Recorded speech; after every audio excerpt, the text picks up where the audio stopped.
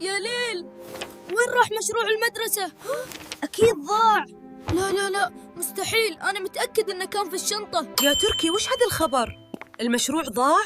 كيف يعني ضاع؟ والله يمي ما أدري، بحثت في كل مكان ولقيت شيء. أنا دورت تحت الكنب وما في شيء. أنا بعد دورت بالمطبخ والله ما لقيت. أنا بدور هنا بعد، يمكن يكون بين الثياب. لقيتها. شوف يا تركي وين كانت. يا فهد والله وين لقيتها؟ أنت أسطورة. تعال هنا يا فهد. والله ما أنسى لك هذا الموقف أبداً. الحمد لله يا ولدي، قلبي كان معاكم. هذا هو التعاون الحقيقي بين الأخوة. يلا يا عائلة، كل واحد له دور. تركي، رتب الأوراق حسب الأرقام. أنا بقرأ الخطوات وكل واحد يسمع ويطبق. تمام كده؟ شوفي يا تركي، نجمة حلوة. أحلى نجمة يا ليلى، شكراً حبيبتي. تسلم يدينك يا ست الكل. خلصنا نص المشروع، باقي النص الثاني. أنا تعبان شوي بس ما يهم، نخلص حق تركي. شكرا لكم والله، أنتوا أفضل عائلة بالدنيا. الحمد لله خلصنا، الحمد لله على كل شيء.